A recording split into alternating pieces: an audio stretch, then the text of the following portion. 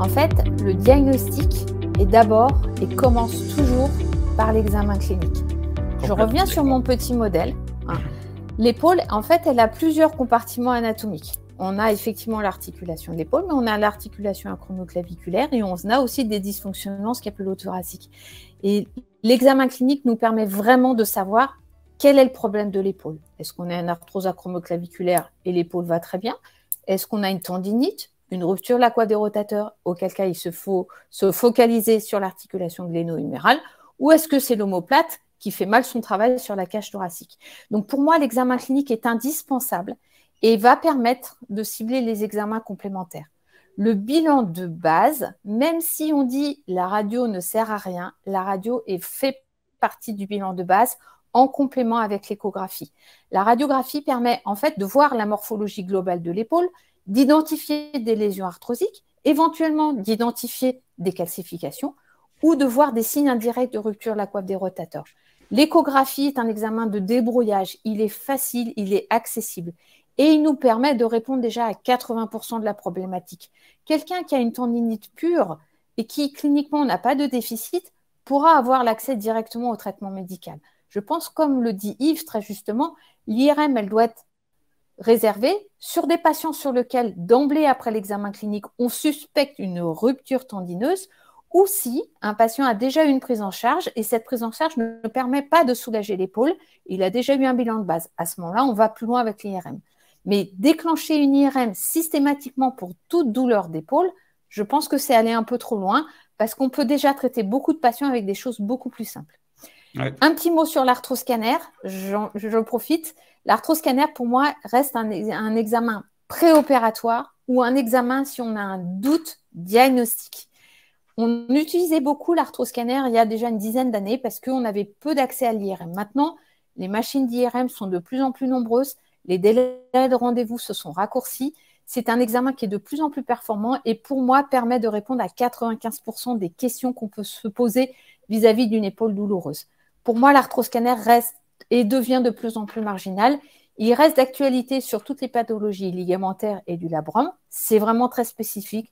Ça concerne plutôt les patients jeunes qui ont des problèmes d'instabilité d'épaule.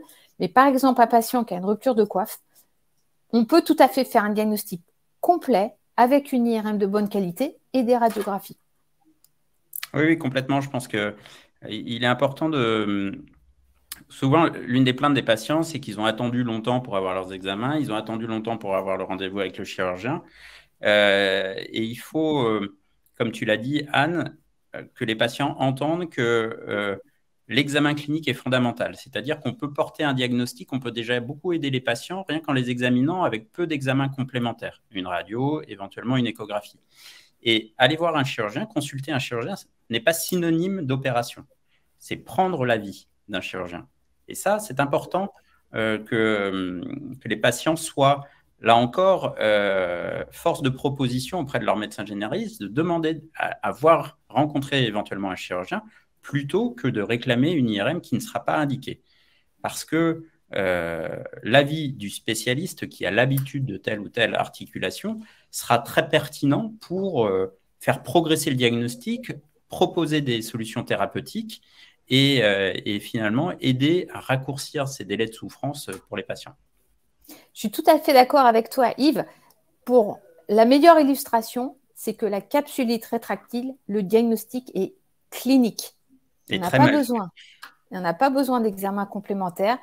Une personne qui a une douleur croissante de l'épaule, avec une sensation de perte de mobilité, de perte de fonction, avec une perte de la rotation externe, le diagnostic est fait.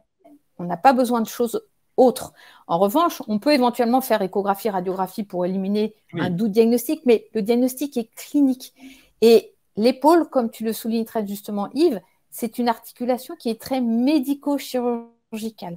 En fait, c'est ça qui fait tout son attrait. Le fait d'examiner les patients, nous, on est chirurgien, d'accord, mais aussi on est spécialiste de cette articulation qui est parfois bien difficile à comprendre. Et moi, régulièrement, je reçois comme toi des patients en consultation qui ont juste besoin d'un avis pour avoir le bon diagnostic et partir dans la bonne direction thérapeutique, qui n'est pas forcément chirurgicale. Oui, on voit beaucoup de patients en consultation et il y en a peu à opérer, peu qui relèvent d'un traitement chirurgical, mais beaucoup qu'on va pouvoir aider par la prescription d'une infiltration, de conseils de kiné. Et c'est vrai que typiquement, je reparle de la capsulite, hein, c'est parfois une pathologie qui est mal connue par les kinésithérapeutes, les médecins traitants, et les patients souffrent des mois avant d'arriver, moi, dans mon cabinet, où je fais effectivement le diagnostic en quelques minutes en les examinant.